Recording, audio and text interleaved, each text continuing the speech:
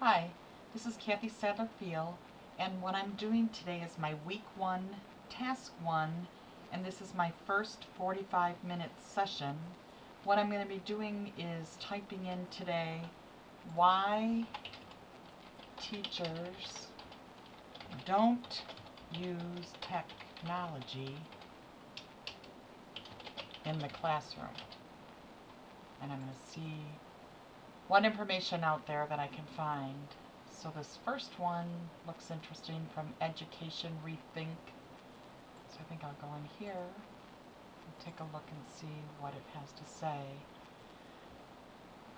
Has 11 reasons. So first one is fear. I figured that was probably one of the things, because so many feel that they're going to lose control of what's going on, or they just don't have the right skills. Um, Another one, low self-efficacy. I believe it says, when I did my master's, I believe that professional development needed address skills and motivation. I wanted teachers to see that technology could be a positive thing. What I found, however, was that they were motivated and somewhat skilled. What they lacked was a belief in their own ability. Yeah, I think that's probably a big reason. Another one is testing. Consumerism. It says teachers have only used computers for entertainment. And again, the same thing that we've been talking about in our class is that a lot of the teachers don't have the skills that they are expected to teach. So they're just kind of winging it. Lack of leadership. Um, when principals worry about managing liability than pushing for change. Um, don't really have that problem where I work. Inconsistent paradigms. What am I supposed to do with 8 computers? And that is a problem in my classroom. We only have 11, so not everyone can go on the computer at the same time. Personal experiences. Certain teachers are comfortable with instructional strategies that match what they did growing up. Again, the same thing that we just talked about in our last class. Whether we're immigrants or whether we're natives, and the people that are the immigrants have a hard time because you don't know the technology yourself. You weren't grown up that way. Um, Humility. Um, my non-tech approach is wrong and maybe I need to consider technology. I think that's a statement that probably a lot of teachers have a hard time saying. It's optional, and I think that's another thing right now. Given the option, I think teachers that aren't familiar with the technology are shying away from it. Lack of technology, that's a big one. If you don't have it, that's a problem. And then lack of research, because computers are so new, there is limited research on the effectiveness and how to implement them in the classroom. So what I've done is I've made a bookmark, a folder that I'm going to put this in, one for this class. I'm going to bookmark that. So that's interesting, the 11 reasons. Go into this next one, etc.rafter.com. See what's in this one here by Justin Boyle, saying you'd think that teachers were integrating cutting-edge teaching tools in their lesson plans faster than ed tech startups could pump them into the market. But according to a survey, I'll have to go in and see what the survey shows, it's saying that it's not the case. The report on their findings presented at the ISTE conference in this past June suggested that it's virtually unchanged from last year and it falls short of what they're looking for. So it says the facts on the ground. Post-secondary institutions do seem to have made a relatively successful effort. I think that's true, when you're going to college, as evidenced by this degree. Um, they've embraced that, and even when I started my undergrad in 2002, technology was being used, so I agree with that. So it says exploring reasons why teachers might be too set in their ways. And then again, that's our um, teachers who are the immigrants that don't know the information, and like it says, they're not sure if it's going to work, and so they stick with the things that they know do work for their students. Schools might lack the resources. Again, that's a big one that people use all the time. Um, Students as well as teachers might have strong notions that computers are strictly for entertainment, and that is a issue, I guess, because that's mainly what a lot of people have used technology for. Another teacher suggests that it can be difficult to restrict accessible content. I don't necessarily agree with that because you can control it by making the lessons interesting and giving the students some place interesting to go out and look at. So I don't really agree with that exactly. I feel that you can have some control. It just depends on how you control your environment. Um, Another teacher suggests that it can be difficult to restrict. Some commenters cite that already busy schedules, so everyone, sometimes people say they're too busy to do it, but I feel that that's kind of a cop-out. I don't think that we can say that we're too busy anymore. We're not too busy to add like the Common Core in our school, and that's something that's taken up a lot of our time.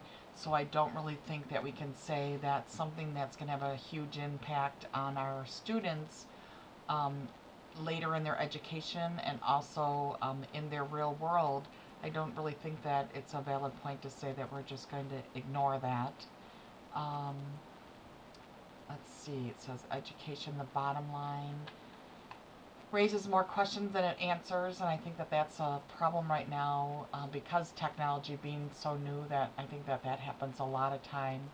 But it says one important point does rise to the surface as we massage the numbers. We know that schools can benefit from education technology, but what about technology education for faculty and staff? And I think that that's the thing. You need to train the trainer before you can expect the trainer to train the troops, and that's kind of like something that I feel.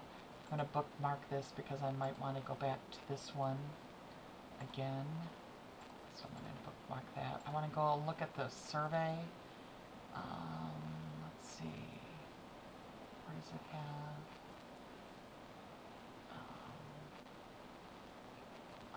Do a search up here. It was a survey on usage of the computer in the classroom. Let's see if that'll bring it up. Any words? Let's see, information industry. For meetings, preview winners, webinars. Okay, I'm gonna have to go back and pull. Let me go back and bring this back up again. Let's see what it's called, so I can pull that. Software and information. Software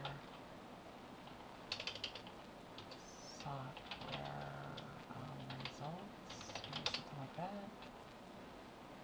Software survey, maybe software survey.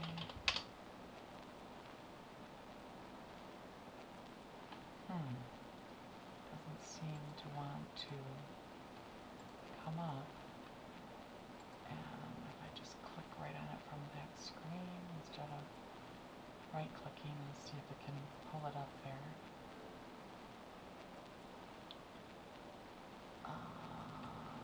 Principles. I'm not seeing where it talks about the survey, so I think I'm going to write that down as something that I'm going to want to try. So I'm going to bookmark this page, and I'm going to put note on here to look up survey. Sometimes I put notes to myself when I'm bookmarking something so I remember why I'm bookmarking it. Kind of helps me sometimes. Okay, so I'm going to back out of these and go on. Do your students know more about technology than you? Could be. I'm going to go down to this one. Teachers don't use technology because. Let's see what that has to say. Mind maps from the Pepperdine University.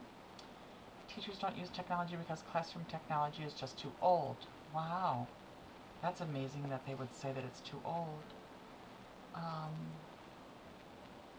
Each time I'm in a meeting where larger educators are present, I try to bring up things I do in the classroom using technology, multimodal projects, virtually collaborative systems, cloud-based software, and so forth.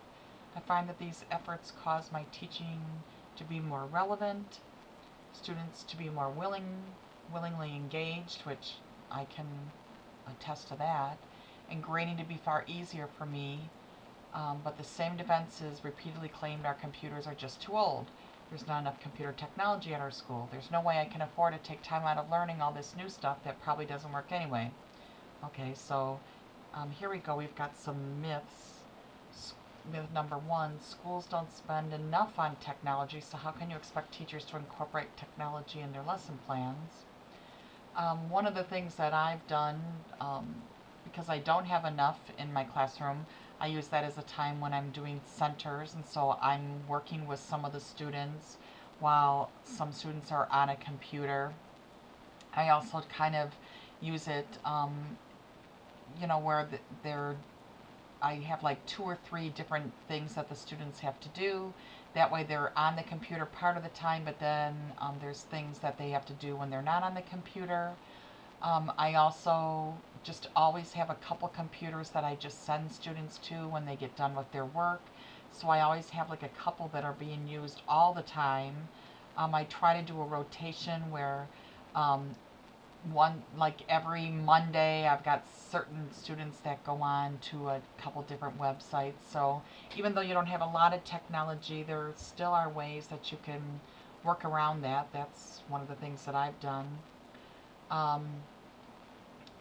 Let's see, myth number 2, schools can't afford to spend any money on technology, so teachers can't do ICT PBL, whatever that is.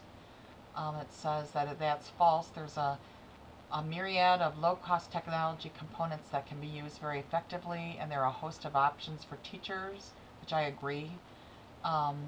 Schools simply speak with the physical plant personnel to develop a set of standards for flexible lighting, technology controls, and other factors related to the effective use of advanced technologies in the classroom. In HP targets low-cost classroom technology. So it's just talking about costs and things. So, but here's some more down here. Maybe I can find your underutilization of information, so maybe I can, perils and promises, university instructors, integration of technology. I'll go there and look at that one. Creating positive culture in a new urban high school. See what that is all about. And targets low-cost classroom technology. So I'll open all of those links so I can go in and look at them. So I'm going to go ahead and bookmark this page. Put it in my folder. So this one, the underutilization of information and communication technology assisted collaborative project-based learning. Wow, that's a mouthful. Some kind of study. It's an abstract. The abstract, I don't know if I can, I have to download it for $44, so I guess I won't be doing that. Thomas Roy Springer. So I'm not going to be able to look at that one. So I'm going to click off that. Okay, Pepperdine, I have to be able to sign in. So I can't sign in there. Can't sign in there. Can't sign in. So apparently I can't look at those things that they are referencing in that because I have to have a Pepperdine login. So I will move on Technology in schools, trained teachers can work magic. Let's see what that has to say. That's an interesting title there. Technology in schools, trained teachers can work magic with student achievement. Well, that's what my school all about is achievement, so let me see what they're saying. Um, that technology is still controversial. It takes capital investment, that's true. Um, then there's a question of how teachers and students use technology so that content is not only explored but actually mastered. So it says, can we just continue to lecture at kids and have the same results we did last century? No, it just doesn't work anymore. We can't do what we've always done. So it says the most important thing to understand is that technology is not the end game, it's a means to achieve what is possible in the classroom, much of the last century. I like that statement on there. I think what I'm going to do is